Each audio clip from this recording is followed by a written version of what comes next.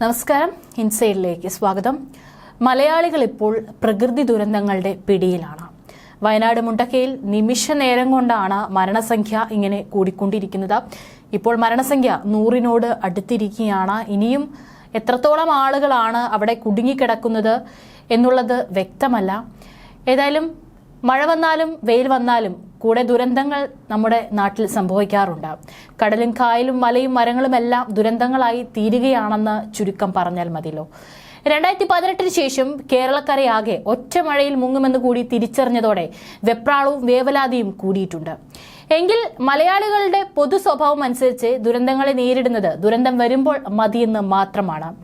അത് കഴിഞ്ഞാൽ ദുരന്ത പ്രതിരോധത്തിന് ഒരു സംവിധാനവും ഒരുക്കില്ല എന്നുള്ളതാണ്. അതായത് കുറച്ചു കാലം നമ്മൾ ആ വിഷയത്തെക്കുറിച്ച് ചർച്ച ചെയ്യും, എന്തൊക്കെ ചെയ്യാൻ പറ്റും എന്നതിനെ കുറിച്ച് പഠനങ്ങൾ നടക്കും. പക്ഷേ അതിൻ്റെ ഒരു തീവ്രത കുറയും തോറും നമ്മൾ ഇതൊക്കെ മറക്കും. കേരളത്തെ നടുക്കിയ കവളപ്പാറ പുത്തുമല ദുരന്തങ്ങൾക്ക് സമാനമായ സാഹചര്യമാണ് ഇപ്പോൾ വയനാട് ചൂരൽമല ഉരുൾപൊട്ടലിന് കാരണമെന്നും കാലാവസ്ഥാ വിദഗ്ധരുടെ അടക്കം നിരീക്ഷണങ്ങൾ ഇപ്പോൾ പുറത്തുവരികയാണ്. 2019 കവളപ്പാറയിലും പുത്തുമലയിലും ഉരുൾപൊട്ടൽ ഉണ്ടായതിന് സമാനമായ സാഹചര്യമാണ് വടക്കൻ കേരളത്തിൽ ഇപ്പോൾ ഉള്ളതെന്നാണ്. ഇതാണ് മേപ്പാടിയിലെ ഉരുൾപൊട്ടലുകൾക്ക് കാരണമായതെന്നും കൊച്ചി സർവകലാശാല കാലാവസ്ഥാ ശാസ്ത്ര വിഭാഗം associate professor doctor S Abhilash പറഞ്ഞിരിക്കുകയാണ്. കഴിഞ്ഞ 2 ആഴ്ചകാലമായി ഗുജറാത്ത് തീരം മുതൽ വടക്കൻ കേരളം വരെ സജീവമായി നിലനിന്നിരുന്ന ന്യൂനമർദ്ദപാത്തി കാരണമാണ് കൊങ്കൺ മേഖല ഉൾപ്പെടെ വടക്കൻ കേരളത്തിൽ ശക്തമായ മഴ ലഭിച്ചത്. കോഴിക്കോട്, വയനാട്, കണ്ണൂർ, കാസർഗോഡ് മേഖലകളിൽ ഒരാഴ്ച ശരാശരി ലഭിക്കേണ്ട മഴയേക്കാൾ 50 മുതൽ 70% വരെ മഴയാണ് കഴിഞ്ഞ ആഴ്ച അധികം ലഭിച്ചത്. അതിനൊപ്പമാണ് കഴിഞ്ഞ രാത്രി അതിതീവ്ര മഴയും പെയ്തത്. 24 സെന്റിമീറ്ററിന് മുകളിലാണ് ഇന്നലെ പെയ്ത മഴ. 2019 ഉരുൾപൊട്ടലുണ്ടായ കവളപ്പാറ പുത്തുമല മേഖലകൾക്ക് 3 മീറ്റർ മാത്രം അകലെയാണ് മുണ്ടക്കയും ചൂരൽമലയും. പൊതുവെ മണ്ണിടിച്ചിൽ സാധ്യതയുള്ള അതീവ പരിസ്ഥിതി ലോല മേഖലയാണിത്. അതിനൊപ്പം കനത്ത മഴ കൂടിയായതാണ് ഉരുൾപൊട്ടലിന് കാരണം. 2019 കവളപ്പാറ ദുരന്തത്തിന് പിന്നാലെ നടത്തിയ പഠനത്തിൽ തെക്ക് കിഴക്കൻ അറബിക്കടലിന് മുകളിൽ മേഘങ്ങളുടെ കട്ടി കൂടുന്നതാണ് കനത്ത മഴയ്ക്ക് തുടർന്നും ഉരുൾപൊട്ടലിനും പ്രധാന കാരണങ്ങളിലൊന്നെന്ന് പഠനങ്ങളിൽ കണ്ടെത്താനായിരുന്നു. 2019 ദുരന്തത്തിന്റെ കാരണങ്ങളിൽ ഒന്ന് ഇതായിരുന്നു. അന്ന് ചക്രവാത ചുഴിയും രൂപപ്പെട്ടിരുന്നു. ഇതിന് തുല്യമായ സാഹചര്യമാണ് ഇപ്പോഴുള്ളത്. 2-3 മണിക്കൂർ കൊണ്ട് വ്യാപകമായി, അതായത് 15 മുതൽ 20 സെന്റിമീറ്റർ വരെ മഴ കിട്ടുന്നത് കൊണ്ടാണ് ഇതിനെ മിസോസ്കെയിൽ മിനി ക്ലൗഡ് ബേസ്ഡ് എന്ന് പറയുന്നത്. ഇതാണ് വടക്കൻ കേരളത്തിൽ ഇപ്പോൾ സംഭവിച്ചുകൊണ്ടിരിക്കുന്നതും. മണിക്കൂറിൽ 10 സെന്റിമീറ്റർ അഥവാ 100 മില്ലിമീറ്ററിൽ കൂടുതൽ മഴ പെയ്യുന്നതിനെയാണ് കാലാവസ്ഥാ വകുപ്പ് മേഘവിസ്ഫോടനം എന്ന് പറയുന്നത്. ഇതിൽ കുറവുള്ള 2 മണിക്കൂർ കൊണ്ടാണെങ്കിലും കേരളം പോലെയുള്ള പരിസ്ഥിതി ലോല പ്രദേശങ്ങളിൽ വലിയ നാശനഷ്ടമുണ്ടാവും. ഇത്തരം മഴയാണ് മിനി ക്ലൗഡ് ബേസ്റ്റ് അഥവാ ലഘു മേഘവിസ്ഫോടനം എന്ന് വിളിക്കുന്നത്. സാധാരണയായി മേഘവിസ്ഫോടനം ചെറിയ പ്രദേശത്ത്, അതായത് ഒരു 1500 ചതുരശ്ര കിലോമീറ്റർ താഴെ മാത്രമാണ് ബാധിക്കുക. അതായത് കേരളത്തിലെ കണക്കിൽ ഒരു ജില്ലയുടെ പകുതി എന്ന് പറയാം. ഈ ചെറിയ സ്ഥലത്തുള്ള തുടർച്ചയായ മഴ, ഉരുൾപൊട്ടൽ, മണ്ണിടിച്ചിൽ, വെള്ളപ്പൊക്കം എന്നിവയ്ക്ക് കാരണമാകാം എന്നതുകൊണ്ടാണ് ഇതല്പം അപകടകാരിയാകുന്നത്.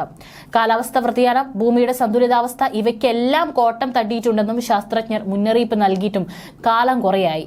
എന്നിട്ടും പഠിക്കാത്ത മനുഷ്യരുടെ വഴിവിട്ട ജീവിത രീതികൾ ഭൂമിയെ തന്നെ ഇല്ലാതാക്കാൻ പാകത്തിനായിരിക്കുകയാണ്.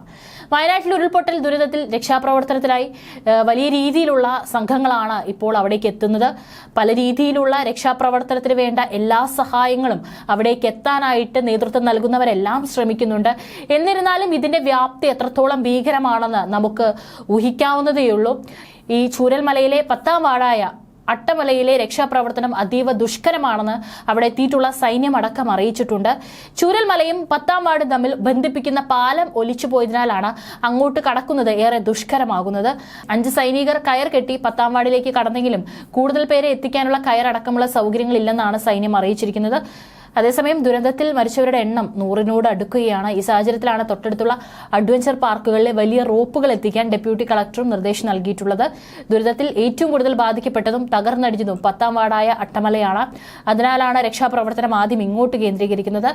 അതിനിടെ തിരുവനന്തപുരത്ത് നിന്ന് 2 കോളം സൈനികരുടെ സംഘത്തെ വഹിച്ചുകൊണ്ട് 2 വിമാനങ്ങൾ ഉടൻ പുറപ്പെടുമെന്നും റിപ്പോർട്ടുകളുണ്ട്.